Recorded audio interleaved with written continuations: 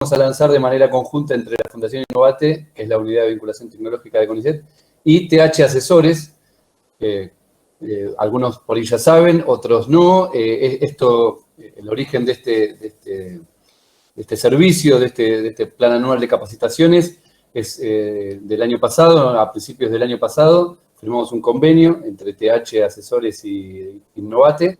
En febrero ya estábamos pensando en aquel momento en ya iniciar con este curso. Después, como todos saben, vino la emergencia sanitaria por el COVID y se reconvirtió íntegramente la oferta, la propuesta en su versión online, que se inició en el mes de julio. Se lanzó la edición 2020 del Plan Anual de Capacitaciones, digamos, por un solo semestre. Así que ahora tenemos el gusto de poder estar presentando el Plan Anual de Capacitaciones 2021 en su versión, digamos, completa. Este curso está a cargo de Guadalupe Castillo. Ella es docente de la UBA, socia cofundadora de TH Asesores, trabajó en Alberto Colbert, Abbott Merck, Ministerio de Ciencia, Tecnología e Innovación, tiene una amplia trayectoria en vinculación y transparencia tecnológica, y por Paula Marota, que es especialista en calidad industrial, socia también cofundadora de TH Asesores, trabajó también en Alberto Culver, perdón, lo había pronunciado mal, Gramón, Laboratorio Internacional Argentino, Biogénesis Babó, siempre en áreas de calidad y validaciones. También están presentes en esta presentación, en este curso inicial, Mauro Morri, director técnico de la planta piloto de producción de medicamentos de la Facultad de Ciencias Bioquímicas y Farmacéuticas de la Universidad Nacional de Rosario, a quien agradecemos desde Innovate por estar participando de este evento. Mi nombre es Federico Nasif, soy el coordinador de vinculación tecnológica de la Fundación Innovat, que como les mencioné, es la unidad de vinculación tecnológica de CONICET. ¿Qué quiere decir esto? Bueno, en el marco de la Ley de Innovación, de Promoción y Fomento de la Innovación Tecnológica de 1990, se definía ahí a las unidades de vinculación tecnológica como entes constituidos para la identificación, selección y formulación de proyectos de investigación y desarrollo, transmisión de tecnología y asistencia técnica. La Fundación Innovate es la unidad de vinculación tecnológica que en 1993 creó el CONICET con el objetivo de contribuir al desarrollo de la economía nacional, el mejoramiento de la sociedad a través de la promoción y gestión de proyectos entre el sector científico y el sector productivo. Entre las actividades impulsadas desde la Fundación están aquellas destinadas a la formación y capacitación, entre otras actividades que promovemos desde acá. Entendida siempre como un espacio de vinculación entre el sector productivo y el sector de ciencia y tecnología, también llamado sector público de investigación científico-tecnológica. El potencial de vinculación en el sector de salud es especialmente alto, como saben, algo que la pandemia del COVID además dejó claramente en evidencia para el conjunto de la sociedad. En 2019, por ejemplo, según los datos de CONICET, del total de tecnologías disponibles, tanto patentadas como no patentadas, producidas por personal por investigadores de CONICET, del total de 196, 75 pertenecen al área de salud, o sea, cerca de un 40%. También el personal que brinda servicios tecnológicos de alto nivel en el área de ciencias biológicas y de la salud llegó a 809, es la mayor área que ofrece estos servicios dentro de los investigadores de CONICET. Ciencias médicas, 354, bioquímica y biología molecular, 219, dentro de la gran área biología y salud. Así que por esto es un gusto presentar este importante plan anual de capacitaciones que está destinado a la industria farmacéutica, que es único en su tipo por estar diseñado con este espíritu integral a nivel anual y abierto a la vinculación en el sector de ciencia y tecnología. Así que, si les parece bien, ya los dejo con las protagonistas de este curso, que son Guadalupe y Paula, para que ellas hagan su presentación y empecemos ya con este curso inicial. Muchas gracias. Muchas gracias. La idea es sí ya adentrarnos en la capacitación de hoy. Bueno, ya nos presentamos. Yo soy Paula Marota, bioquímica, Guadalupe Castillo, farmacéutica, y nos acompaña Mauro Morri, farmacéutico también, director técnico de la planta piloto, como dijimos. Le agradecemos, Mauro, ya de entrada te agradezco muchísimo la participación. va a profundizar un poco en lo que es la parte de su sistema documental y contarnos también la experiencia desde el ámbito académico. Ellos son docentes de la universidad, cómo fue el pasaje del ámbito académico a trabajar, a habilitar una planta frente a la autoridad regulatoria. Nos parece que es una experiencia interesante para que conozcamos también. Bueno, vamos a empezar ya en lo que es capacitación. La idea de hoy es hablar sobre algunos conceptos generales de buenas prácticas, o GMP, algunas sobre las herramientas principales de calidad, todo lo que es el sistema documental, como habíamos dicho, y meternos un poquito, hacer una pispear, todo lo que se refiere a la nueva normativa, no nueva normativa, porque no es nueva, en realidad es súper vieja, pero sí a estas nuevas modalidades digitales que cada vez, y acelerado enormemente por la situación de pandemia, cada vez son más necesarias de implementar en las organizaciones. Entonces tratar de meternos un poco en los términos más importantes en cuanto a que es la integridad de los datos, tanto digitales como papel, y la validación de sistemas informáticos. Antes de continuar, los invitamos, van a ver este código QR, que lo pueden leer con la cámara del celular, y los va a llevar a una página, que es esta que ven acá al costadito, o podemos, o sea, debería estar apareciendo en el chat la opción el link para poder acceder directamente desde el chat de la sala. Y nos gustaría que nos cuenten con una sola palabra, en lo posible en minúscula y sin acentos, qué palabras asocian, con qué palabras asocian a calidad. ¿Qué es calidad? Como para tener un poco, hacernos una pregunta, porque todos los que estamos presentes, que trabajamos en industrias reguladas, es como que, bueno, todo se trata de la calidad, las buenas prácticas, pero para filosofar un poco, ¿qué entendemos por calidad? Les damos un rato para que puedan acceder y bueno, después vamos a ver los resultados en tiempo real, como para tener una idea para tener una idea si lo que vamos a ir viendo desde la teoría se ajusta a los conceptos que teníamos previamente. Bueno, como saben, las buenas prácticas son un conjunto de normas que, como dijo Guadalupe, lo que dice es cuáles son las formas, dicen cómo se tienen que hacer las cosas, digamos, te dice qué es lo que tenés que hacer, pero no te dice cómo. O sea, el objetivo es trabajar de la mejor manera posible para asegurar la calidad de los productos. Eso es lo principal. ¿Por qué para asegurar la calidad de los productos? Bueno, por supuesto, para resguardar la salud de la población, sin duda. Siempre se habla de XP, GXP, BPX, bueno, hay muchas más. Para el que no es del rubro, me pasa con mi familia, mis amigos me preguntan qué es eso, pero bueno, los que somos del rubro conocemos que la X es porque las buenas prácticas se aplican a todo, se aplican tanto a las típicas de manufactura y fabricación, el proceso de hacer el producto que voy a vender, pero también se aplica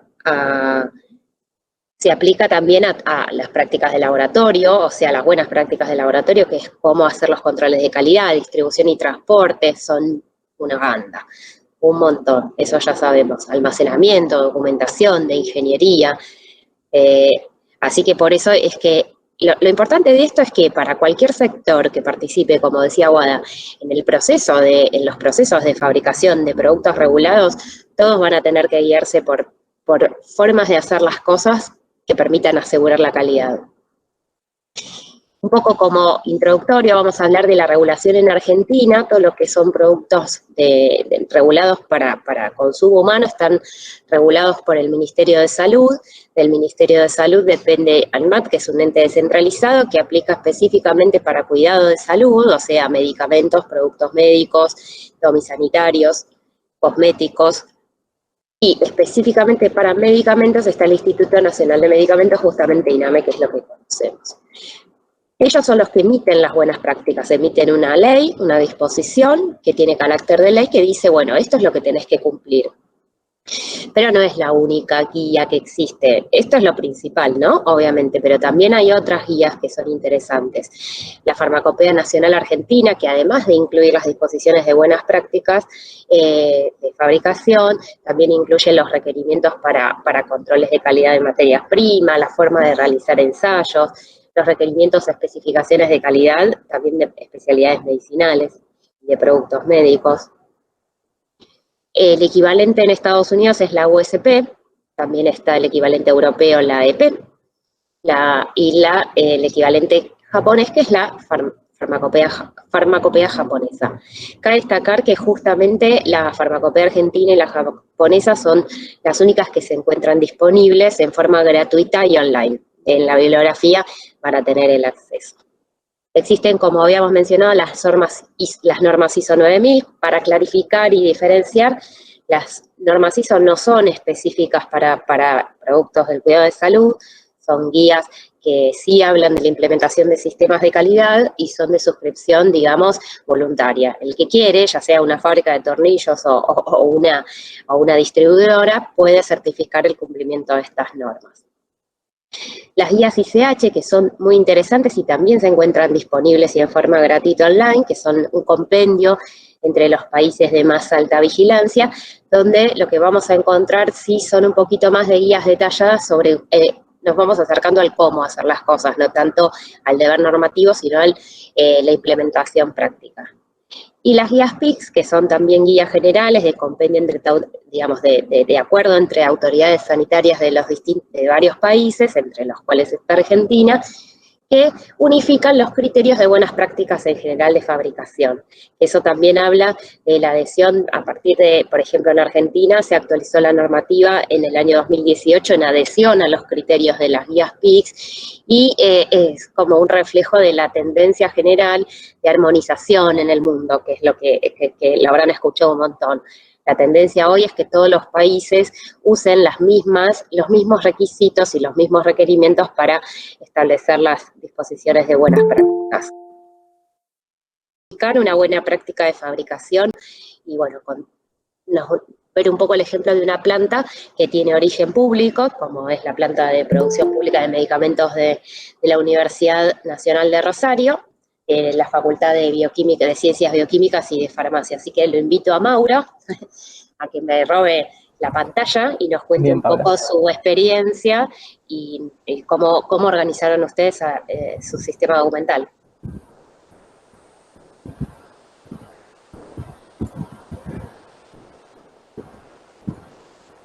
¿Se está viendo? Pregunto por las dudas. Sí, se está viendo. Perfecto. Perfecto. Bueno, hola a todos, antes que nada. Agradecer a Innovate y a las chicas de TH por la invitación, antes de empezar. También agradecer a la Facultad de Ciencias Bioquímicas y Farmacéuticas de Rosario por permitirme compartir este momento con ustedes. Y bueno, básicamente las diapositivas, la presentación que vamos a compartir ahora es muy breve y la podemos dividir en dos partes. Una parte histórica. Sí. Perdón que te interrumpa, pero yo me embalé para empezar y contar cosas, pero antes de que continúen, quería hacer algunas aclaraciones que no hicimos, que es que es posible que vamos a grabar esta presentación, así que para el que, digamos, o sea, primero que todos tengan notificación, y en el caso que no estén de acuerdo o que no quieran aparecer, los invitamos a que pueden apagar su pantalla y su micrófono como para, bueno, resguardar su propia privacidad. Eso me parecía importante aclararlo antes de continuar. Y así podemos grabar. ¿Ok? A ver, no sé si dejé de compartir. ¿Sí? No, se sigue viendo. Bien. Bueno, disculpa que te interrumpí y no, bueno, no, y de nuevo, mil gracias por participar. No hay problema, Paula. Cualquier cosita, si hay algún problema, me cortás y me decís si no están pasando. Como les decía, bueno, la presentación van a ser dos partes, una un poquito histórico y de presentación del espacio, y la segunda parte, una introducción a documentación muy breve que bueno, después van a poder seguir por lo que han comentado ustedes, profundizando en los distintos módulos. Bien, para comenzar, ¿cómo se inicia la historia de la PPM?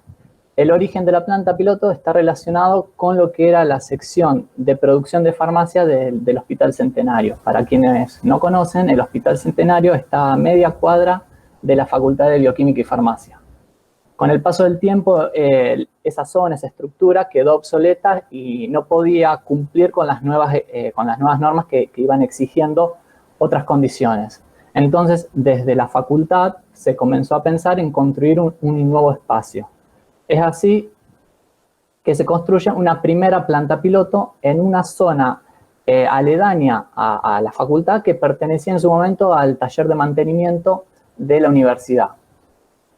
En 2010 se decide hacer una remodelación, ya pensando en que la infraestructura del laboratorio cumpla con las buenas prácticas de fabricación, y para eso la facultad participa en un PRIETEC. Este fondo le permite a la universidad hacer modificaciones edilicias, adecuaciones, y también adquirir una buena cantidad de lo que serían los equipos de producción. Esta obra dura hasta el 2013, que finaliza, y en el 2012, un año antes, ya se empiezan a incorporar en la planta alta una serie de laboratorios que corresponden a investigadores repatriados que estaban en temas relacionados con investigación y desarrollo de medicamentos. El mismo año, en 2013, se realiza la primera habilitación, que es la habilitación local por inspección de farmacia. Y ese mismo año, en 2013, la planta piloto y la facultad se presentan junto con el LEM, que es el Laboratorio de Especialidades Medicinales de Rosario, al FONARSEC, el cual financiaba consorcios públicos, por ejemplo, como el nuestro. Y en 2014 se logra que se otorgue este subsidio y comienza el desarrollo de polivitamínicos y antiparasitarios.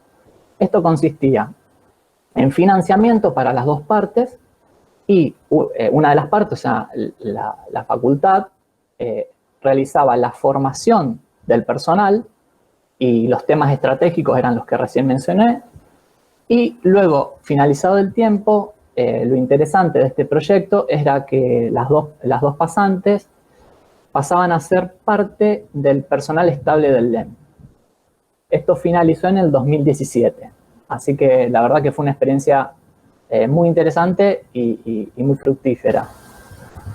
En 2017 también recibimos la inspección de INAME, como contaba Paula, perteneciente a ANMAT, y esta fue la visita en la cual, se puede decir, tuvimos la visita oficial de los inspectores, donde nos hicieron una serie de observaciones, las cuales con el tiempo las fuimos contestando, y en el plazo de 6 meses, porque esto fue a mediados del 2017, principios del 2018, logramos la habilitación. Ese mismo año nos incorporamos a la red de ANLAB, la Agencia Nacional de Laboratorios Públicos, lo cual es muy interesante porque nos permitió lograr financiamiento para nuevos desarrollos, y también nos permitió, disculpen, participar activamente con otros laboratorios, lo cual uno, como al ser un laboratorio muy nuevo el nuestro, nos permite cargarnos de información, de mucha experiencia de laboratorios con una trayectoria mucho más amplia que la nuestra. Entonces, desde ese punto de vista, consideramos que ANLAB es realmente un punto estratégico que nos ha servido no solamente desde una posibilidad de financiamiento, sino también de capacitación, que es lo que nombraban las chicas anteriormente. ¿Cuáles son los objetivos principales de la planta piloto? Se puede dividir en 3 partes. La primera es la docencia, que está vinculada a las carreras de grado y posgrado de la Facultad de Ciencias Bioquímicas y Farmacéuticas, a la cual pertenecemos. Y también un segundo objetivo es el desarrollo y producción de nuevos productos farmacéuticos para enfermedades desatendidas. En este punto les puedo contar que tenemos una línea que es el desarrollo de formulaciones huérfanas pediátricas para el tratamiento de cardiopatías, y también hay un desarrollo actualmente vigente que es con el LIF, con el Laboratorio Industrial Farmacéutico de Santa Fe, con el cual estamos trabajando para hacer metformina de liberación prolongada. Es un desarrollo muy interesante, que está a cargo de Paula García.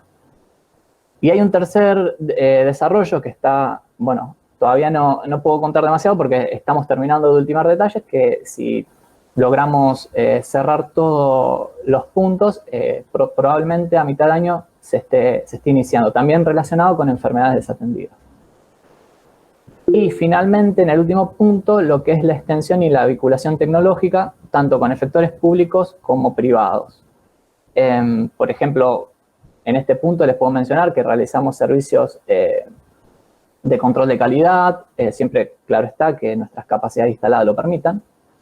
También asesoramiento en cuestiones técnicas específicas y también con el público, muchas veces investigadores llegan a nosotros solicitando servicios analíticos específicos. Claro está que nosotros damos respuesta en la medida que podemos cuando los temas de la investigación son compatibles con nuestros objetivos. La planta piloto está constituida por 9 profesionales. En esta diapo podemos ver la diversidad. La gran mayoría son docentes, son farmacéuticos, pero también tenemos investigadores de CONICET, personal de apoyo, técnico y administrativo, y becarios y pasantes. Los pasantes, por ejemplo, mencionar que estuvieron presentes hasta finales del año pasado. Este año terminaron las pasantías, principios de este año, y no las pudimos renovar, lamentablemente, por el tema de la presencialidad. Y bueno, estos pasantes eran jóvenes farmacéuticos que se seleccionan por concurso y son financiados por el Colegio de Farmacéutico de Rosario. Entonces, eso es muy interesante para el joven recién recibido. La planta, aquí tenemos 2 imágenes, son 350 metros cuadrados, el frente y el pasillo de circulación general. Bueno, esa foto que veíamos del pasillo de circulación general corresponde, si observan en la parte superior izquierda, hay como si fuese un camioncito. Bueno, esa parte es el pasillo general. Y hacia abajo de la imagen podemos ver una zona azul y una zona verde que corresponden al área productiva. En el área productiva tenemos 2 líneas. La línea azul corresponde a la línea de sólidos y la verde corresponde a la línea de líquidos. Sólidos me refiero a comprimidos recubiertos y comprimidos comunes sin recubrimiento. Y líquidos me refiero a líquidos no estériles. Una aclaración en este punto, no se trabaja en forma simultánea las líneas, por procedimientos tenemos establecido que se trabaja por campaña y bueno, comentarles eso. Bueno, las clases de aire son clase D para sólidos y clase C para líquidos. Bien, esto es una imagen representativa, este es el pasillo, pero ya de circulación restringida, es área limpia, para mostrarle algunas características de la edificación, ¿no? Imagínense que una planta piloto es pequeña, pero bueno, cumple con características que pueden encontrar en las grandes plantas productivas. Con el piso sanitario, juntamente con los zócalos curvos, las paredes están pintadas con pintura epoxi, lavable, la iluminación está empotrada, y bueno, y entre las áreas tenemos esclusas que funcionan como tapón, es decir, tienen una presión más elevada que las áreas adyacentes para evitar contaminación. Esas son algunas características. Y bueno, simplemente mencionar que tenemos una sección de pesada, donde hay diversidad de balanzas que nos permiten ir de gramos a varios kilos. También tenemos una zona de granulación y mezcla, donde tenemos diferentes equipos, el granulador, el molino calibrador, secador de lecho fluido y doble cono. También tenemos la zona de compresión, donde está la comprimidora rotativa, que es la que vemos en pantalla, y el detector de metales. El detector de metales fue una de las observaciones que nos hizo la inspección de INAME. Nosotros, cuando nos inspeccionan, nos comentan que, bueno, nosotros justo nos tocó la inspección cuando estaba por salir la nueva normativa, estaba por dejarse de usar la 2819 y empezaba a salir la 3602, y la nueva normativa nos exigía control total de metales en las líneas de comprimido. Entonces, bueno, esto fue una de las observaciones que tuvimos que cumplimentar para la habilitación. Luego también la paila de recubrimiento que nos permite hacer el recubrimiento en los comprimidos y lo que es la blistera, que es un modelo muy sencillo, semiautomático. Después en la zona de líquidos tenemos la dosificadora. Es una dosificadora que se puede decir que tiene como característica que es muy compacta, es monobloc, pero tiene versatilidad en tamaño de envase, ya que no tiene las famosas estrellas, que son las estrellas son por tamaño de envase, sino que tiene una serie de, como si fuese un cepillo que va arrastrando y ese cepillo se puede regular en el diámetro del envase que vamos a estar utilizando. Lo que son las bajadas de tapas insertas sí son específicos, es decir, son para un determinado tipo de envase. Justo hicimos coincidir que los envases tenían los mismos tipos de tapas insertos, pero bueno, también podemos dosificar mayores volúmenes, pero no podríamos usar esas bajadas. Así que resultó ser versátil para los distintos objetivos que se pueden plantear a futuros también. Buscamos eso. Y ahora, ya presentado un poco el espacio, inicio la segunda parte. Va a ser muy básica, con características generales.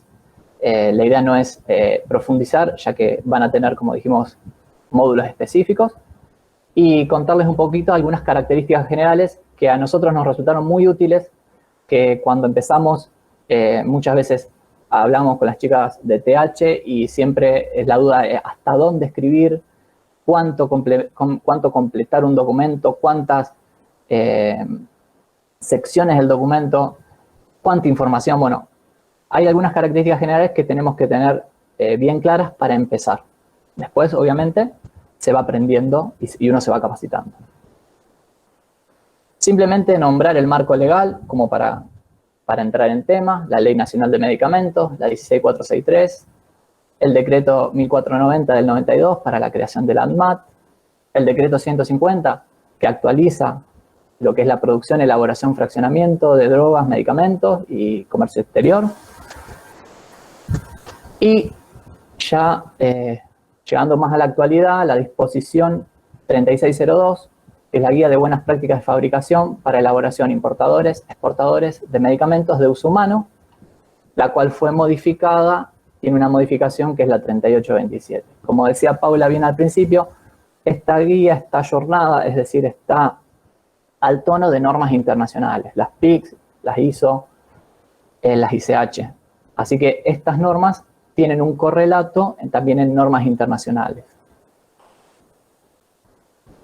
Bien, las buenas prácticas de fabricación abarcan lo que son instalaciones, servicios de apoyo, personal, equipamiento y documentación.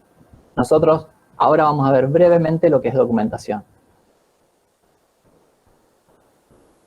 Una buena documentación constituye una parte fundamental del sistema de garantía de calidad y es clave para trabajar cumpliendo los requerimientos de BPF. Es decir, acá en esta frase es muy importante porque no nos está diciendo que es opcional, sino que es clave para trabajar. Entonces, siempre resaltamos esto cuando hablamos con alguien, más que nada con la gente que recién se inicia, que la pregunta es, ¿y esto lo hacemos, no lo hacemos? Sí, es importante. Y no lo decimos nosotros, sino que está en la disposición. ¿Cuál es el objetivo principal? Es que el sistema de documentación tiene que establecer, controlar, monitorizar y registrar las actividades con impacto directo e indirecto en cualquiera de los aspectos de calidad de los medicamentos. Bueno, un poco lo que nombraba Paula.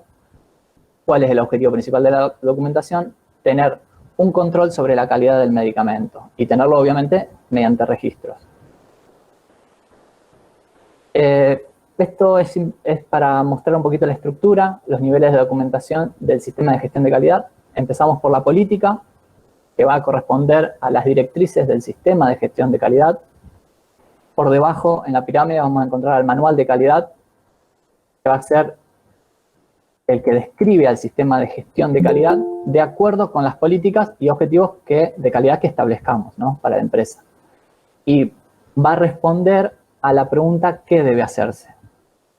Los POI y los instructivos, por su parte, van a describir las actividades para implementar los elementos del sistema de gestión de calidad y van a responder a la pregunta ¿cómo debe hacerse?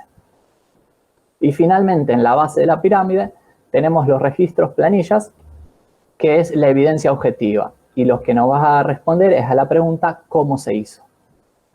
Esto es como para que tengamos una estructura mental de los niveles de documentación. Un documento que no sea registro es un documento vivo, mientras que un registro es un documento muerto. Esto muchas veces es importante y tenerlo presente en cuanto a que el documento no es algo que se elabora y se deja archivado, sino que es algo que frecuentemente tenemos que revisarlo y actualizarlo. Y referido al registro, se refiere al registro una vez que, como planilla, fue cargada con datos. Cuando esa planilla se cargó con datos, es un documento que se archiva así como está, no se modifica. Por eso se dice que es un documento muerto. Pero no quita, y es una aclaración, que nosotros modifiquemos el formato del registro, que es diferente. El formato del registro en blanco se puede modificar, por ejemplo, si nos damos cuenta que un espacio para completar no es lo suficientemente grande. Después, un documento que no sea registro menciona cómo llevar a cabo una actividad, mientras que un registro menciona cómo se ha llevado a cabo la actividad, un poquito lo que hablábamos antes en la pirámide. Los documentos, excepto los registros, están sujetos a cambios. Los registros son la evidencia de la actividad desarrollada y no está sujeto a cambios. Nuevamente la aclaración con antes. El registro, tomémoslo como la plantilla o el archivo que ya completamos con datos. Los documentos no deben tener contenidos ambiguos y los procedimientos operativos estándares y métodos de trabajo deben escribirse en un lenguaje de estilo imperativo y de obligatoriedad. Eso es para evitar que el usuario del documento tenga dudas al momento de ejecutarlo. Lo que nosotros queremos es ser lo más claro posible, lo más sencillo y que el operario no tenga ningún tipo de duda. Una actividad que se suele hacer y está buena es que quien elabora el documento lo someta a la lectura de otra persona para ver si realmente tiene la claridad que él cree tener. Bueno, no emplear expresiones como el debería, el tal vez, limitar la palabra etcétera y definir tiempos verbales. Eso es más opcional, pero bueno, es más que nada para ser claros con el mensaje que se quiere dar en un documento. Los documentos deben revisarse periódicamente, esto ya lo habíamos hablado, y mantenerse actualizados según procedimiento. Y la reproducción de documentos de trabajos a partir de documentos originales no debe permitir la introducción de ningún error. Eso referido a que en empresas grandes es necesario un documento tener varias copias. Nosotros lo que debemos garantizar es que todas las copias que tengamos distribuidas en nuestra empresa correspondan al original vigente. No podemos tener, es grave, tener dos versiones diferentes de un mismo documento. Después debe mantenerse un inventario de todos los documentos que forma parte del sistema de gestión de calidad. Esto además es muy práctico, lo establece la norma, pero realmente es muy práctico tener un inventario. Cuando los documentos requieren la entrada de datos, estas entradas deben ser claras, legibles, indelebles y debe dejarse espacio suficiente para permitir realizar dichas entradas. Los registros deben completarse en el momento que se lleva a cabo la actividad. Esto es importante. No está nada bien visto completar los documentos después de un rato, decir, bueno, ya hicimos este lote, ahora vamos a completar los documentos. No, eso está muy mal visto. Bueno, acá algunos ejemplos: no utilizar lápiz, perdón. La letra debe ser claro. No. Y bueno, y cualquier modificación realizada en un dato escrito, en un documento, debe firmarse y fecharse. La modificación no debe impedir la lectura del dato inicial. Habrá que indicar la causa de la modificación. Es decir, la norma contempla que somos humanos y que nos podemos equivocar. La norma nos dice, si te equivocaste, no hay problema, pero lo único que te pido es que no hagas un tachón ni utilices un corrector, sino que hagas un simple trazo y aclares por qué estás modificando el documento. Deben disponerse de controles adecuados para asegurar la integridad de los registros a lo largo del periodo de retención. La documentación de un lote tiene que conservarse hasta al menos un año después de la fecha de la caducidad del lote. y la documentación que respalda la autorización de comercialización debe conservarse mientras la autorización siga vigente. Finalmente, para terminar, y también coincidiendo con lo que las chicas decían al principio, todos los tipos de documentos deben definirse y adherirse a lo definido. La disposición no está diciendo que debemos tener documentos, pero a la hora, por ejemplo, nosotros en este cuadro podemos ver los distintos formatos documentales que la planta decidió y estableció tener y las distintas secciones. La disposición nos pide que tengamos los documentos, pero nosotros somos quienes, por consenso y justificando, establecemos las secciones y el contenido de los documentos. Después nosotros tenemos que defender nuestra postura frente a los inspectores y los inspectores pueden estar de acuerdo o no. En caso de no, se hace una observación y, bueno, y se busca la manera de mejorar. Pero dejar ese mensaje de que uno también tiene que tomar decisiones de cómo implementar, que es un poquito lo que comentaban las chicas al principio. Muchas gracias. Espero haber, Paula, cumplido con el horario. Sí, muchas gracias, Mauro.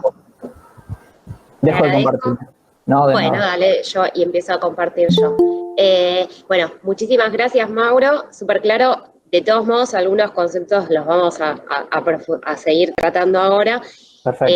Así que bueno, sí te invito a que te quedes en el caso que alguien quiera dejarle alguna consulta para más tarde, como para, nada, para responder alguna duda o lo que sea. Sí, perfecto, Paula. En la medida de lo posible vamos a responder. Bárbaro, muchas gracias. Bueno, vamos a aprovechar para ver los resultados de la encuesta rápidamente. Lo que voy a hacer es compartir. Ahora están viendo la presentación, pero tendría que compartir la pestaña. Es interesante. Ya vimos, algunos estuvimos chusmeando los resultados. Ahí está, ¿lo pueden ver bien? Bueno, vemos que, bueno, es dinámico, siguen participando porque recién eran 49 respuestas, ahora ya son 50. Esto funciona, las palabras que aparecen más grandes son las que se repitieron con mayor frecuencia y bueno, vemos entonces, esa es como que nos vemos un mapeo. Me gusta que lo primero que veo es seguridad y lo siguiente que veo es eficacia, así que eso es una cuestión muy interesante que vamos a ver. Pero vemos también, bueno, estándar también, o sea que estándar significa que sea siempre igual, confianza, satisfacción, cumplimiento, trazabilidad, producto seguro, bueno, seguro, seguridad, aparece bastante, me parece que está súper encaminado el público en este sentido, porque vamos a ir como conceptos un poco más, digamos, por decirlo, teórico. ¿Qué se entiende por un producto de calidad? A nivel si yo lo veo teóricamente.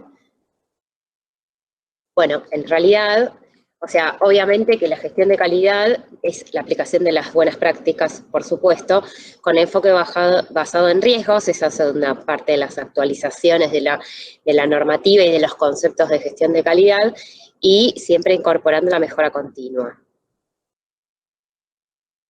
¿Qué significa? Que sea un producto de calidad, bueno, técnicamente es que cumpla con el efecto buscado y que no produzca ningún daño. Esto aplica no solo para un medicamento, sino que aplica para cualquier tipo de producto y es como una definición de calidad pura y dura, por así decirlo. En el caso de los medicamentos o lo de los productos que son para el cuidado de la salud, el efecto buscado es que cumpla con su efecto terapéutico. Esto es lo que se llama la eficacia. Y que no produzca ningún daño distinto del esperado o del distinto de los indicados como reacciones adversas. Y esto es lo que habla de la seguridad, claramente, seguridad y eficacia. Y me gustó los que pusieron, no me acuerdo ahora la palabra, pero también irrepetible. O sea, ¿qué significa? Que cumpla los efectos terapéuticos buscados, los requisitos de seguridad en forma consistente, es decir, que todos los lotes sean iguales. Estos son los atributos explícitos, cumple con efecto terapéutico buscado, y los implícitos, no me va a hacer daño. Algunas herramientas que vamos a repasar rápidamente que conforman el sistema de gestión de calidad. Esto ya, como comentaba Mauro, se va unificando en todos los distintos tipos de normas. O sea, ya, por ejemplo, la gestión de riesgos aparecía en las normas ISO y recién se incorporan las BPF en 2018 para medicamentos. En producto médico, la gestión de riesgos se incorpora desde el 2013, o sea, es anterior, digamos, es un concepto que no es para nada nuevo, pero ahora ya está totalmente instaurado. ¿Para qué aplica la gestión de riesgos? Bueno, son políticas sistemáticas de gestión de calidad, en definitiva, para evaluar, comunicar y revisar el riesgo. Siempre hay que tener en cuenta que cuando yo hablo de gestión de riesgos en industrias reguladas, es en función del riesgo para la salud del paciente. Eso sí, por ahí es una diferencia con la norma ISO, porque la norma ISO te dice, no, tenés que ver los riesgos para la operación.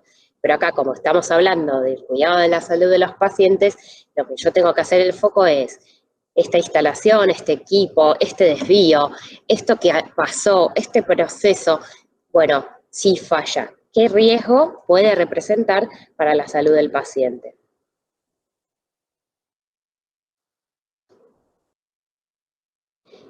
El análisis de no conformidades y desvíos es una parte fundamental, por supuesto, primero para identificar, obviamente, si algo salió mal. Lo fundamental es hacer la evaluación de la búsqueda de la causa raíz. Hay muchas formas, las más comunes son los diagramas de Ishikawa, los 5M.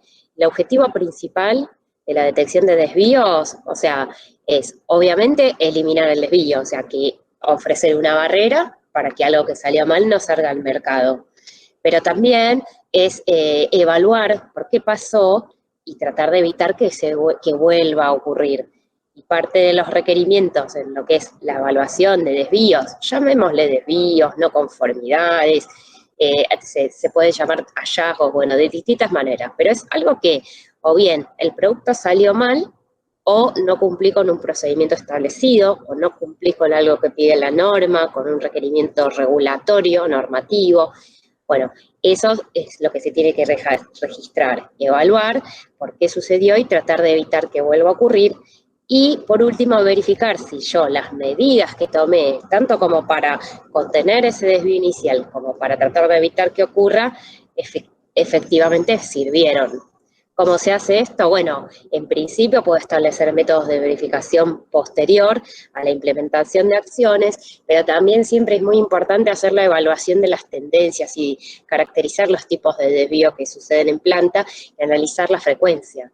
Bueno, esto, todos los años cuando hago la revisión del sistema, digo, bueno, este tipo de desvío porque por un error en X proceso, en X operación o en X recepción de un material, en una especificación.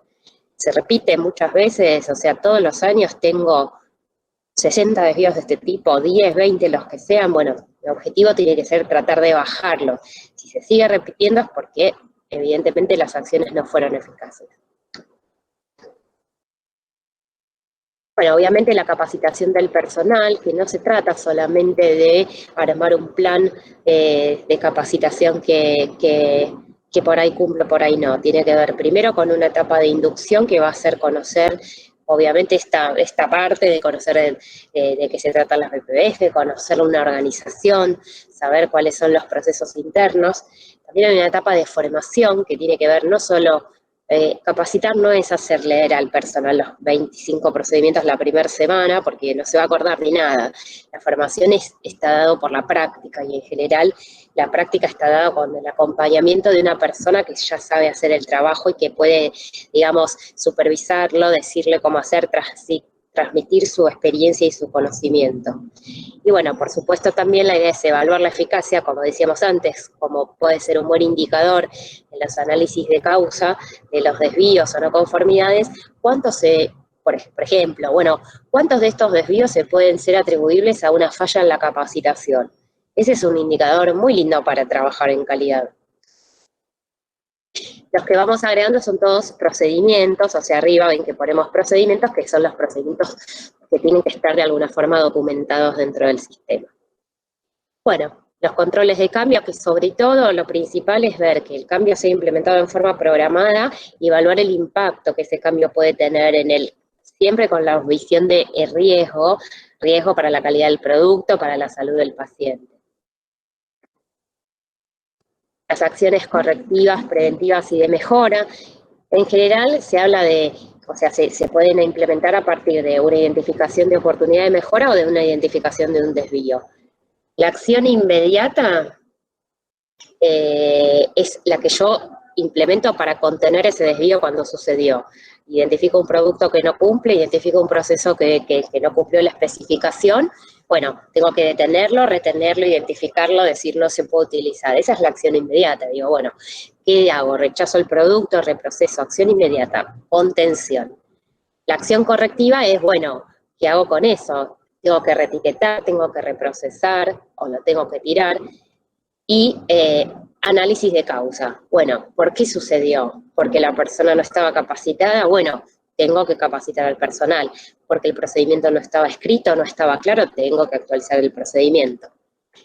La acción preventiva es la que me hago una pregunta más allá. Bueno, esto me pasó, en este proceso tuve X problema, tuve un problema de etiquetado. Bueno, ese día tuve problemas de etiquetado en otras máquinas, si es un problema de capacitación, puedo ver esa persona, en qué otros procesos intervino donde también se pudo haber provocado ese error. Bueno, ¿cómo evito que vuelva a suceder? Por ahí la respuesta es un plan de capacitación o de formación más integral. A eso se refiere esta diferenciación en cuanto a en qué etapas se aplican las acciones. Bueno, el tratamiento de reclamos, por un lado, es obligatorio. Uno tiene la obligación, como por tratarse de industria regulada, de tener una línea de recepción de reclamos de los pacientes. Lo importante, o sea, el reclamo es una fuente de información, al igual que cualquier desvío, o sea, puede derivar en un desvío de hecho o en una no conformidad, así que las acciones son las mismas.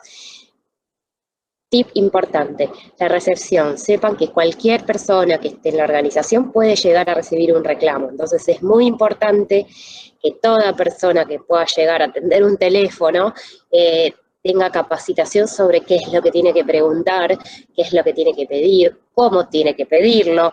O sea, todo lo que se refiere al contacto inicial, que es información súper importante y sensible, porque no sé, la cantidad de reclamos con respecto a la disconformidad de la gente es ínfima. Entonces, la persona que llega a llamar, a contactarse porque está disgustada con algo, es multiplicadora de mala imagen, y aparte que podemos estar perdiéndonos de identificar un problema grave, real, que hasta podría llevar a un recall o un retiro de mercado. Entonces, importantísima la capacitación de toda persona que pueda recepcionar un reclamo o atender un teléfono.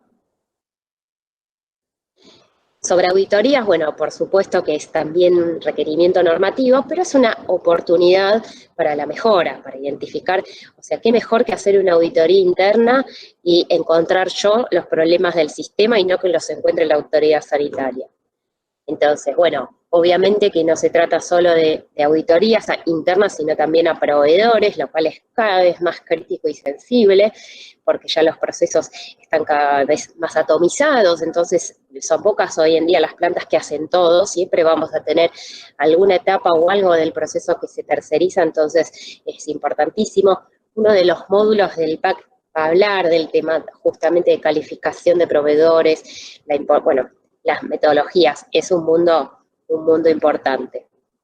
La formación del equipo auditor, es importante que exista un líder de auditoría con experiencia para que pueda realmente aportar valor, no buscar el desvío para encontrar el desvío, para encontrar el registro mal hecho, sino para identificar dónde están realmente las opciones de mejora, de mejorar, de aportar valor a la compañía, de trabajar mejor.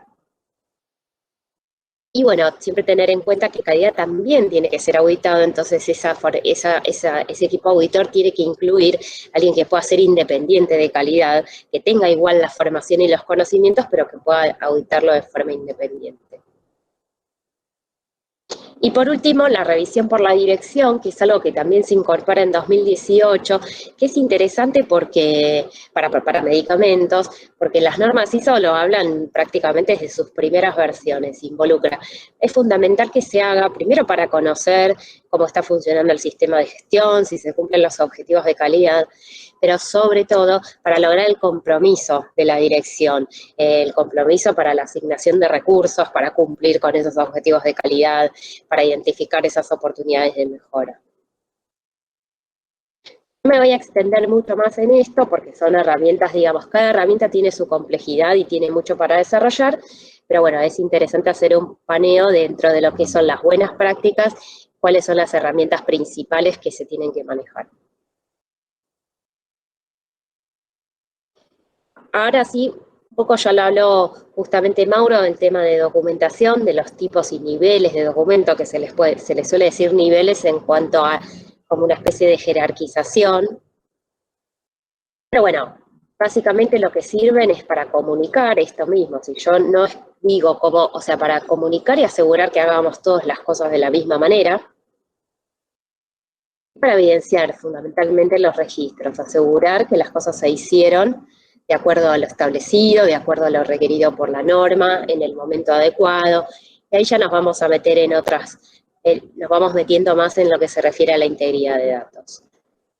Como bien dijo Mauro, los documentos tienen que estar controlados. ¿Qué significa que sean controlados? Esto es requerimiento normativo y que no le aplica a cualquier otra empresa, sino solamente a nuestra industria. Bueno, que tienen que tener aprobación, firma y fecha, o sea, tiene que saberse desde cuándo eso está vigente, desde cuándo, a partir de cuándo las cosas se hacen de esa forma y quién lo determinó, o sea, se asigna como es atribuible. Tienen que, bueno, no pueden modificarse sin autorización o aprobación, o sea, esa persona que aprueba, que realiza y aprueba la documentación, tiene que ser esa o ese rol, el rol que corresponda, es quien decide que se modifica y no cualquiera que utilice un documento puede modificar según le parezca. Por eso es importante que exista ese proceso de revisión que habló Mauro, para que, es importante, siempre está en la documentación, que, digamos, a veces el jefe o el supervisor es quien redacta el procedimiento, pero después la persona que lo tiene que ejecutar dice, no, esto es imposible porque no sé, porque no tengo espacio para hacer esa operación o porque no tengo este material que me indican. Entonces es importante que la revisión no solo se trate de que revise formalmente QA o aseguramiento de calidad, sino que también pase por el proceso de viabilidad, de ver que quien lo tenga que hacer diga, sí, esto es adecuado, esto es posible. Lo que decíamos es prevenir el uso de versiones obsoletas, o sea, si hay una actualización tengo que estar seguro que todas las personas que necesitan usar ese procedimiento o esas indicaciones sepan de esa actualización. Después vamos a profundizar también a qué se refiere. Y bueno, también tienen que ser revisados regularmente y mantenerse actualizados. O sea, cuando yo hago un cambio, actualizo la documentación. Pero ¿qué pasa? ¿Por qué igual se pide que sean revisados? Bueno, porque para evitar un poco, los que ya estuvieron en otras capacitaciones saben que me encanta, porque es un concepto que es súper válido, que es el efecto salami, que le dicen. O sea, yo voy cortando una fetita de salame un día y el salame, el resto está igual. Otro día corto, te digo, bueno, estaba prácticamente igual, claro, pero en un año me quedé sin salame. Entonces, a veces hay pequeños cambios que se producen en los procesos que no ameritan una actualización del documento. Me decís, no, pero es una pavada porque acá no está exactamente aclarado o porque es algo muy chiquito. Bueno, no actualizo el documento. Pasa un mes, pasa 2 meses, sobre todo en plantas productivas que son muy dinámicas, donde los procesos cambian y demás, y así se van acumulando distintos cambios hasta que llega un momento donde el proceso ya es totalmente otro al que está escrito, van en paralelo. Eso que decía Mauro, los procedimientos tienen que ser vivos, tienen que acompañar el proceso, pero a veces es difícil, a veces va más rápido que la capacidad de documentación, sobre todo con toda la carga administrativa y burocrática que cada vez es mayor. Entonces, por eso es recomendable que cada cierto tiempo sí se haga la revisión. ¿Cuál es ese tiempo? En realidad no está establecido en ningún lado. Una recomendación que se suele usar es que se haga siempre, por lo menos cada 2 años, antes de renovar el certificado de buenas prácticas. Bueno, yo sé que cada 2 años me van a venir a inspeccionar, trato de por lo menos en esos 2 años haber revisado alguna vez todos los documentos. Es un ejemplo que les cuento que nos pasó en una inspección que fue sugerencia del inspector. Pero uno puede definirlo en función de una tasa de variabilidad de procedimientos, cuántos se actualizan, cuánto han cambiado los procesos, cuántos controles de cambio se llevarán a cabo. Hay que definir una, no es normativo cuál.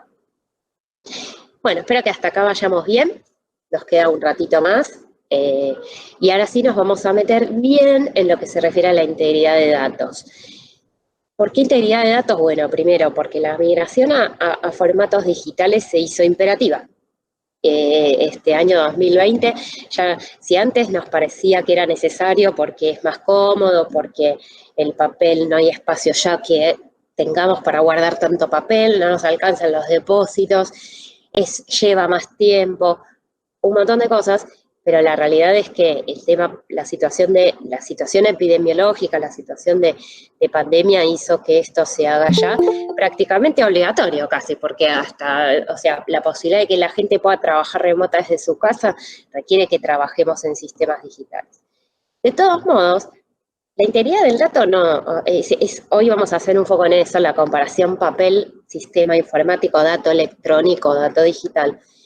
Porque la integridad de datos se tiene que asegurar en todo momento de la organización, sea cual sea el sistema de soporte que tenga. Los datos que registramos, los registros son evidencia, son la evidencia que va a tener la autoridad regulatoria que nosotros hicimos las cosas como dijimos, como corresponde, bien y que no perjudican a la salud de la población. Entonces, las características de la integridad de datos, no es que uno lo ve Data Integrity solo como si fuera el software del HPLC, y la verdad es que no, un papel también tiene que cumplir, un registro papel tiene que cumplir los mismos criterios. Entonces vamos a verlo como un poco comparativamente. O sea, ¿qué significa? ¿Por qué tiene o sea, en líneas generales, qué significa que el dato sea se mantenga íntegro? Es que esté completo, que sea consistente, que esté disponible, o sea, accesible durante todo el ciclo de vida. Algunos conceptos que ya hablamos, desde que el producto se piensa, se diseña, hasta que se descontinúa el producto, el proceso, lo que sea que estemos pensando. Y para eso hay unas siglas que tal vez algunos conozcan, pero que no están tan conocidas en industria farma, que son las ALCOA, que son las características, justamente los atributos que tiene que tener un dato para que sea considerado íntegro. Es como la definición, bueno, si tuviera que hacer una evaluación, diría, bueno, ¿cuál es la definición de dato íntegro? ¿Qué significa que un dato es íntegro? Bueno, significa que es atribuible, que se puede leer, que es contemporáneo, es decir, que se completó en el momento, que es el dato original y que es exacto. Vamos a profundizar un poco más en estos criterios, pero sería como una definición. Atribuible, ¿quién y cuándo? Clarísimo, ¿no? O sea, clarísimo quién y cuándo cargó ese resultado, ese dato. Que se puede leer por medios humanos en forma permanente y fiable, o sea, después vamos a ver los ejemplos, pero bueno, vamos a verlo después con ejemplos, pero básicamente es que se pueda leer, que se pueda acceder a ese dato. Si el dato va a estar, por ejemplo, un dato digital va a estar encriptado solamente y no lo voy a poder interpretar, no es un dato íntegro. Se realiza en el momento en el que se genera, estamos bastante acostumbrados a esto, que se registra la primera vez que se genera o observa, es decir, que no hay, digamos, repeticiones, el clásico, no es que se registra recién cuando da bien, si hago una medición, registro hasta que dé bien. No, registro el dato original, si después me equivoqué, tiene que quedar trazable qué fue lo que pasó. Que es exacto, obviamente es que está completo, o sea, que es verdadero, que no tiene errores y refleja lo realizado. Acá me parece interesante incluir otro criterio sobre lo que es un dato exacto.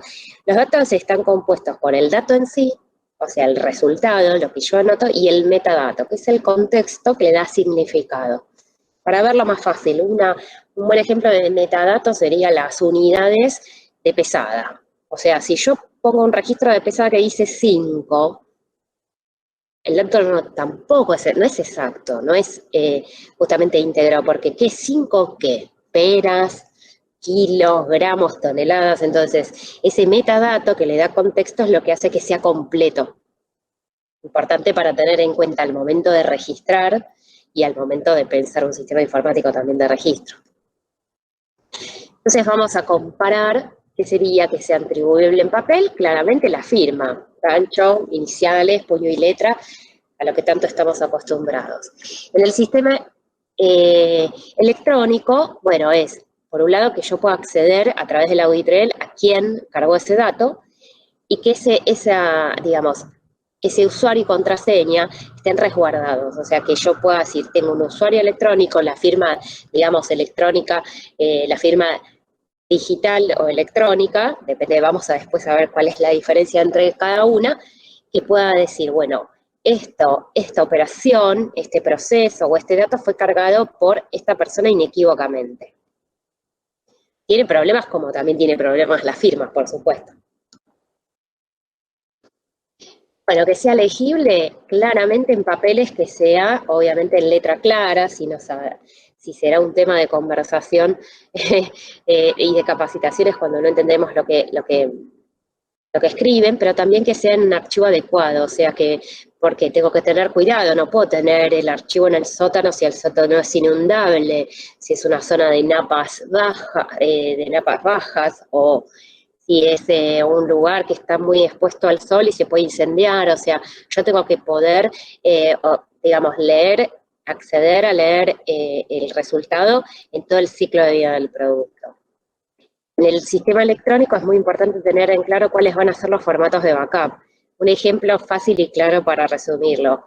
Si hay empresas que continúan haciendo sus backup en discos, en disquetes, díganme hoy qué computadora tiene para insertar un disquete. ¿Cómo podría yo acceder a ese dato que está en disquete hoy, que es un dato de hace por ahí 5 años que necesito y hoy no hay computadoras con eso? Entonces, o CD-ROM, sin ir al disquete, se me cayó una sota ahí.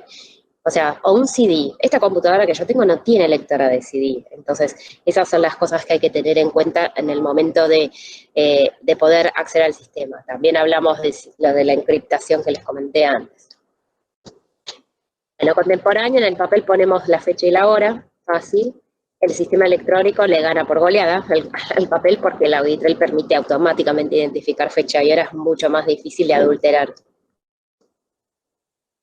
Bueno, original es esto que decíamos, si yo tengo un error, tengo que asegurarme que el dato sea el primero que vi. Entonces, si yo tengo que hacer una segunda anotación, voy a tener que tachar justamente con forma de enmienda que se vea el dato original y explicar por qué lo corrijo. Y fundamentalmente no transcribir, porque a la medida que se transcribe aumenta la probabilidad de error. El sistema electrónico es mucho más fácil también porque el Auditrel permite justamente registrar las modificaciones y el dato original no se pierde nunca. También voy a saber cuál fue el dato original, cuándo se modificó y por qué. Hasta incluso podría bloquearlo y podría decir, no, ¿sabes que este dato no lo podés, una vez que lo cargaste, ya está, no lo podés modificar más? Y bueno, que sea exacto lo que decíamos, o sea, registrar en el momento para asegurar que esté completo, no transcribir. En el sistema electrónico es muy importante la validación del flujo de trabajo y también registrar en el momento, por supuesto, porque por más electrónico que sea, alguien tiene que cargar el dato. En algunos casos puede haber una conexión directa de un equipo a un sistema de registro, pero para un caso de gestión documental no. Pero bueno, que se verifique justamente, para eso es importante la validación, para verificar que todo, tanto el flujo de trabajo como lo que se tenga que completar, donde haya que cargar un dato o un resultado, esté en forma adecuada, o sea, el dato, el metadato, eso que habíamos comentado. Bueno, obviamente para la GXP no es que cualquier dato o cualquier información tiene que asegurarse la integridad. Siempre se tiene que asegurar la integridad de toda la información relacionada con procesos que pongan en riesgo la seguridad del paciente y calidad del producto. Entonces, ¿qué es lo primero que voy a hacer para evaluar, bueno, si tengo un sistema informático, tengo que validar o no? Lo primero que se hace es listar todos los sistemas informáticos que operan, o sea, tengan en cuenta también ahí todos los equipos que tengan recolección de datos de un PLC, o sea, todo lo que sea digital, por así decirlo, hago el listadito. Y en función de la característica hago el listadito donde veo dónde está instalado, dónde opera, las características principales y qué funciones cumple. Y ahí hago esa evaluación de riesgo, de impacto sobre los BPF. Bueno, esto que estoy procesando, ¿tiene un impacto en la calidad del producto? ¿Puede generar algún impacto a nivel de cumplimiento normativo? Si la respuesta es sí, entonces lo tengo que validar. Después está la guía ISPE, que les recomiendo, la GAM 5, que indica como, digamos, los lineamientos generales de cómo hacer una validación en función del riesgo para sistemas GMP. O sea, esto también es todo otro mundo larguísimo, pero lo primero, lo que también es interesante es tener presente qué es lo primero que hacer. Bueno, saber cuáles son los sistemas críticos donde estoy manejando información o datos que tengo que asegurar que tengo que resguardar. ¿Y qué significa que tengo que resguardar? Es que tengo que mantener la confidencialidad, la integridad y la disponibilidad, como habíamos dicho. También, la integridad de datos, o sea, todo lo relacionado con Alcoa. Entonces, me gusta decirles, se les suele llamar activos de información. No es solamente a veces identificar si tengo un sistema informático, sino también qué tipo de información manejo. A veces no tengo un sistema informático, tengo un SharePoint con un montón de Word cargados que tienen información sensible. Entonces, también tengo que evaluar cuál de estas informaciones son las que tengo que resguardar. Y acá voy a mencionar un poco cosas que se refieren a la norma ISO 27001, que es sobre sistemas de gestión de seguridad de la información. Lo que yo hago es identificar para cada uno de estos activos de información qué controles les corresponden aplicar. Activo de información es aquel justamente que tenga información sensible, que tengo que asegurar estas características. Entonces voy a tener en mente, antes de empezar a validar, o sea, antes de pensar en la validación del sistema, digo, bueno, ¿qué información manejo? ¿Qué controles existen físicos? Si no existen, los tendré que implementar. El típico es, no sé, el detector de humo en la sala de servidores, o sea, las cuestiones físicas que permiten asegurar que un dato electrónico se va a mandar bien, o un detector de humo justamente en el archivo de documentos de papel.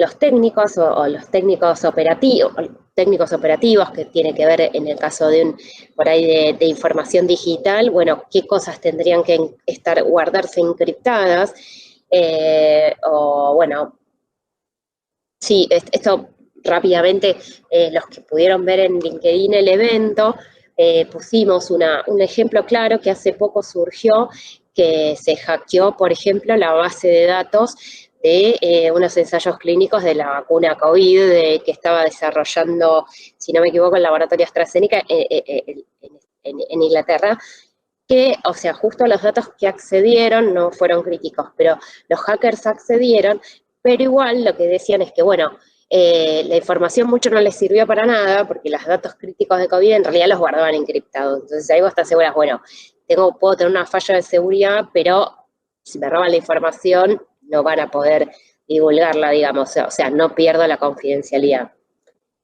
Y los operativos, que acá tiene que ver eso, justamente que les decía, se hablan de distintos conceptos. Los operativos van a ser las políticas, las capacitaciones, también algunos conceptos. Hay un concepto de mínimo privilegio, que es decir, los datos tienen que estar pensados para que de movida acceda la menor gente posible. O sea, no es que pienso en información, digamos, de información que tenga que ser confidencial, que esté abierta a todos y después aplicar restricciones, sino todo lo contrario, está totalmente restringida y voy haciendo justamente aperturas de acceso a la información. Otro concepto interesante es que se le dice need to know. Para eso tengo que saber quién tiene que acceder a qué tipo de información.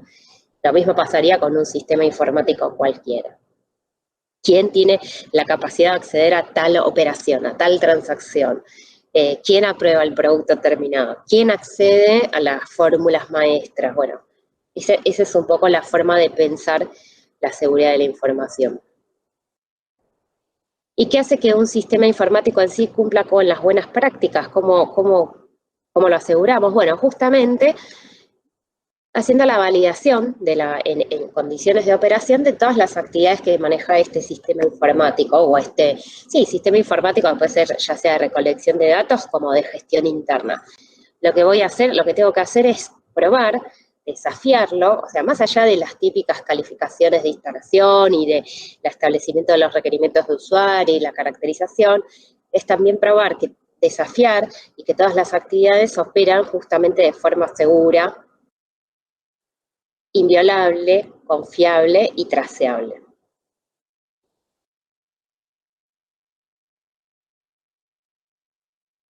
Bueno, no sé si estarán surgiendo preguntitas o no, las pueden ir escribiendo. Vamos llegando al final. Algunos tips y datos para asegurar la integridad de los datos, que eso está como para que se lleven también. Por ejemplo, mantener el reloj disponible en las áreas donde tengo que hacer un registro, o en el caso del registro papel, porque eso lo que hace es contribuir a que la persona justamente registre de forma apropiada. Facilitar el acceso de los operadores a los documentos referentes a las actividades. ¿Qué significa? Obviamente, a veces, no sé, por ejemplo, copias controladas. No queremos tener copias controladas porque es una fiaca, es mucho papel y después retirarlas cuando hay una actualización. Pero sí me ha pasado en un montón de auditorías que ves que al final el analista o el operario tienen una fotocopia totalmente fuera de control en su cajoncito porque porque necesita consultar el procedimiento. Entonces, fundamental que tenga acceso. Lo mismo, si la forma de obtener un registro, el registro en blanco para completar, es muy compleja, es inaccesible, es difícil o tarda mucho, lo que va a incentivar justamente también es que la persona haga también una fotocopia y no use el registro vigente, el controlado. Bueno, obviamente tratar de evitar controlar los formularios sin rellenar, esto que les decía, que tampoco que estén disponibles en los formularios, digamos, tienen que estar disponibles, pero tampoco tienen que estar fuera de control, porque si no, no puedo asegurar que no esté usando formularios obsoletos. Obviamente, el control a los accesos informatizados, por supuesto, la idea es que sí tenga que tener cualquier operación que se realice con una criticidad en la GMP, que tenga la posibilidad de trazar que sea atribuible, quién cargó ese dato. Y no está bueno, o sea, ahí a veces pasa que tenemos pocos usuarios, entonces, no sé, todo un sector comparte un único usuario. Bueno, si va a cargar un dato sensible o si va a realizar una operación sensible, la verdad es que hay que tratar de evitarlo. Distinto es si voy a que era un usuario de consulta, digamos, donde no voy a, digamos, realizar alguna actividad o tomar una decisión. Bueno, obviamente evitar la transcripción de los datos, o sea, la idea es tratar de que las impresoras se conecten directamente a los equipos, eso es lo ideal. Siempre tratar de priorizarlo. Hoy en día, una balanza que no tenga posibilidad de conectar una impresora se justifica adquirir, o sea, ya sabemos que eso es algo que está recontra común, que no es costoso, o sea, ya sea o bien conectar a una impresora o conectar a una computadora que permita con un programita registrar. Bueno, facilitar también la revisión de datos, o sea, facilitar que la persona que tenga que revisar los datos pueda hacerlo, o sea, que se pueda llegar al dato crudo, eso se relaciona también con lo de evitar transcripciones, o sea, a veces tenemos el registro original en el cuaderno de un analista o en un registro de lote productivo y después se transcribe 500 veces porque lo necesitamos en esta planilla, porque lo importamos de este otro lado. Entonces, cuando vos querés ir a ver realmente el dato original, el que da origen, es súper complicado y eso no ayuda justamente a la integridad y a que se pueda revisar y asegurar que sean completos. Y lo que decíamos, o sea, lo que les comenté antes para aclarar la diferencia entre firma digital y firma electrónica. La firma electrónica tiene métodos de autenticación que aseguran la identidad. Y esto se hace, para dejar claro, la firma digital es la firma de ANMAT, la que tiene el firmador de ANMAT, que creo que incluso en Argentina todas las firmas digitales válidas legalmente son esas, son firmas que pueden ser, digamos, tienen el carácter de validación legal, o sea, son el equivalente a la firma de puño y letra. lo que hace es tener un verificador, justamente, que es el que uno carga con el token y te emite un certificado donde dice, bueno, sí, esta persona que tiene el token que es único, que es intransferible y que cargó su contraseña, es efectivamente quien firmó. En cambio, la firma electrónica en realidad es una serie de símbolos, es como la firma, son series o símbolos ejecutados y que son autorizados, digamos. Vos sí tienen un carácter vinculante. ¿Qué sería esto? Bueno, cuando yo firmo con un programita que me permite cargar nombre de usuario y contraseña, y eso le da como eso es atribuible, porque se supone que yo solo sé mi usuario y contraseña, pero bueno, no tiene validez legal. ¿Se entiende?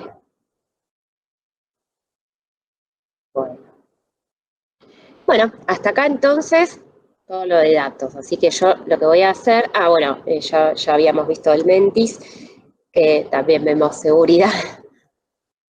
Les vamos a dejar un montón de bibliografía que pueden consultar, porque la verdad es que todo esto tiene un montón de temas más para tratar, por supuesto. Salvo las normas ISO, las demás en general están todas disponibles online, así que, bueno, y la USP. Y vamos a dar espacio a las consultas. Voy a abrir, a ver, vamos a ir leyendo. Entendí la firma electrónica. Yo no estoy escuchando, pero no sé si es que no hay nadie hablando o que yo no estoy escuchando.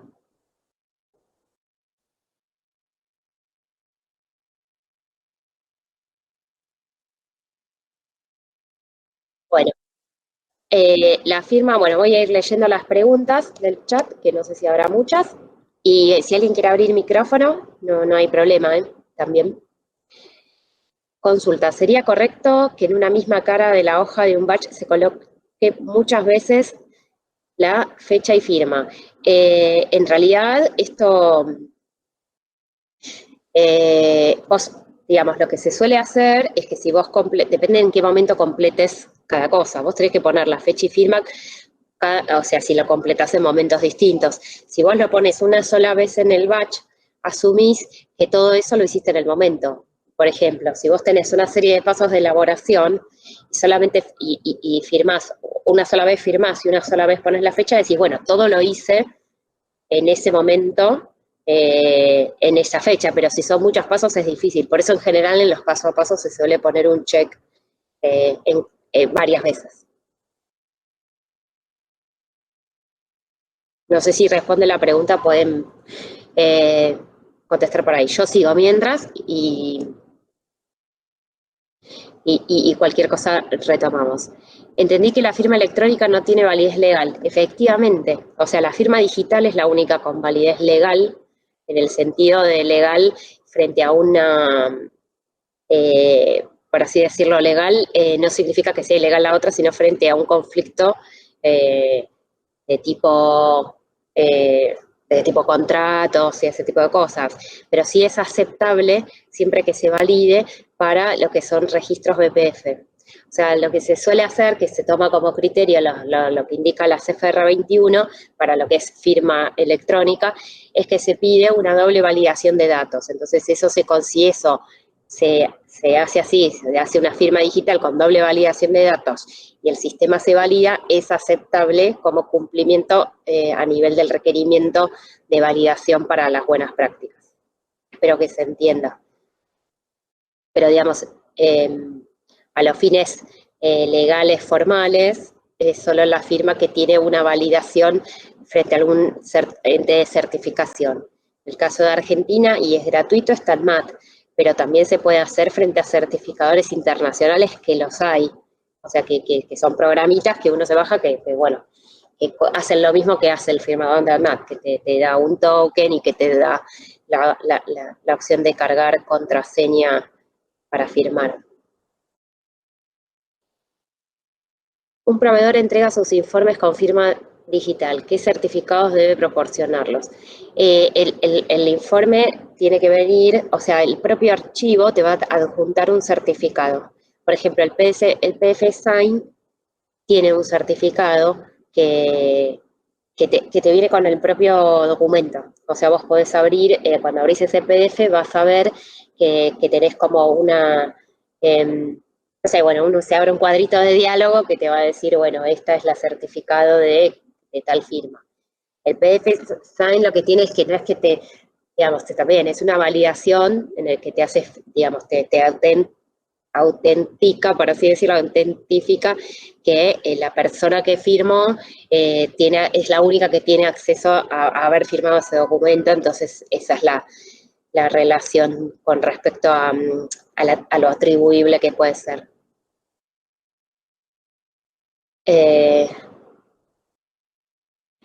Ahora vamos sobre lo de a ver, controles cada 15 minutos. En general, supongo que Nicolás, vos hablabas sobre si tenías que poner en cada hoja muchas veces fecha y firma. No, si es en el mismo día, yo no pondría la fecha cada vez, a lo sumo la hora, pero si es en el mismo día, la fecha no le veo necesidad porque vos completás, bueno, esto fue en esta fecha. La firma en realidad se suele hacer, sobre todo para controles en proceso, viste que las tablitas suelen ser realizó y aunque sean las iniciales. Las iniciales son atribuibles, les recomiendo que si tienen formato papel, que además del registro de firma, pongan registro de firma inicial, porque a los niveles de legalidades los dos son atribuibles en igual medida.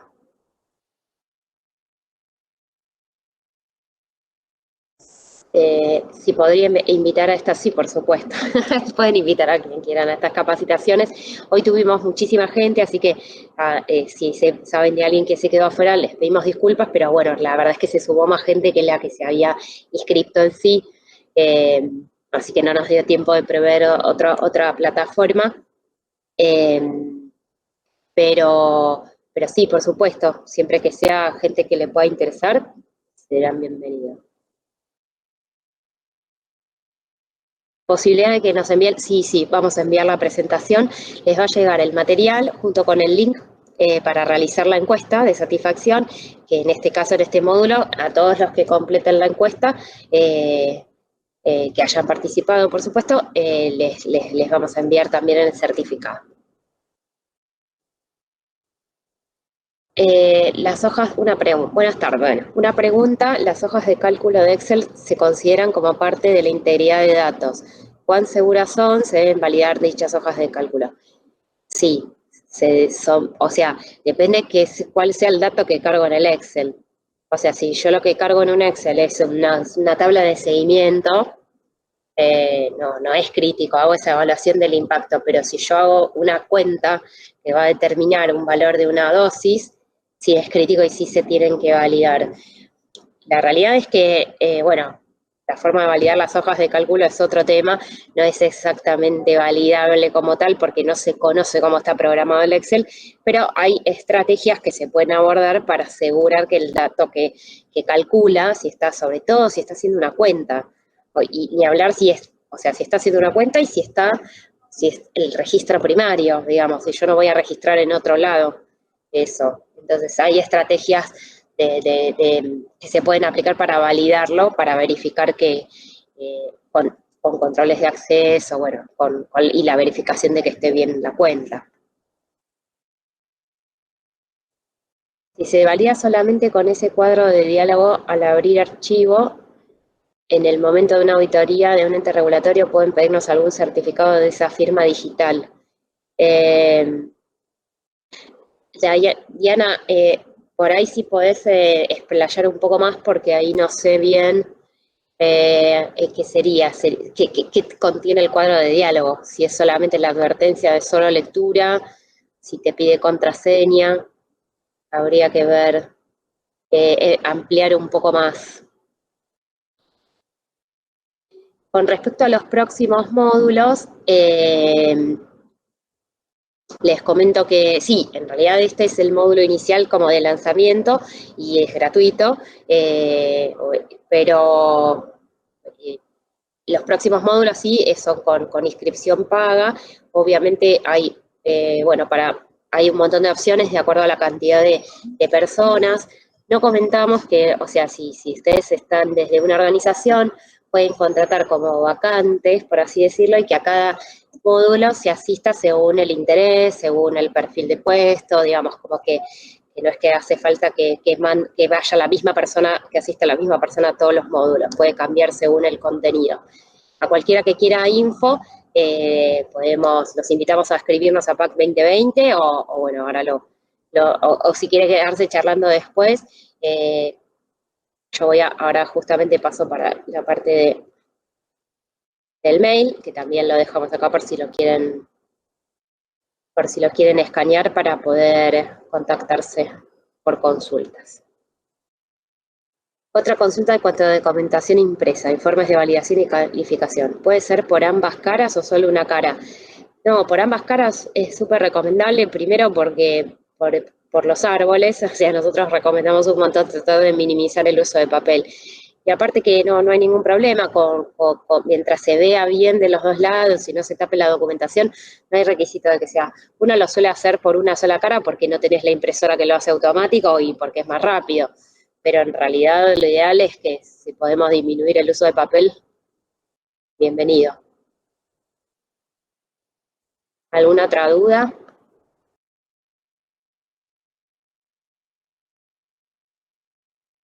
Bueno, no sé, Diana sí que se quedó no nos amplió la consulta, pero bueno, les cuento, o sea, para terminar un poco, si de alguna forma la firma es a través de la apertura de un cuadro de diálogo que te dice cargar de nuevo tu usuario y contraseña, lo que te van a pedir, o sea, no es un certificado de la firma digital porque no lo tenés, o sea, depende de cómo se trate de un problema, pero sí la demostración de la validación del sistema y todo lo que permite asegurar esa firma efectivamente corresponde a la persona que dice que corresponde.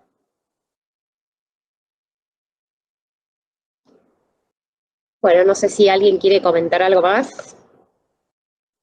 Si no, podemos ir dando cierre. Les agradezco muchísimo haberse quedado. Nos extendimos un poquito, pero bueno, con las preguntas, dentro de todo no fue tan grave.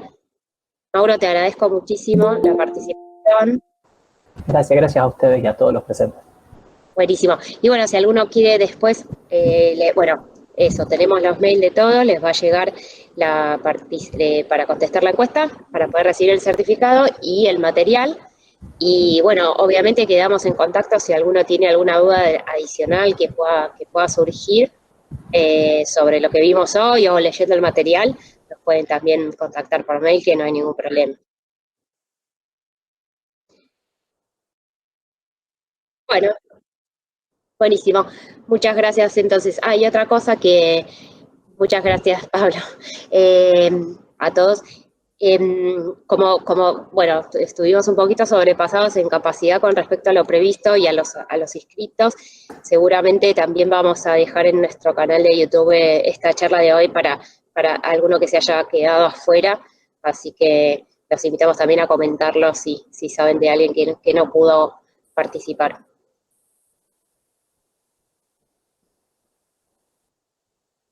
Bueno, gracias, Guada. Aprovecho a saludar también, muchas gracias a todos.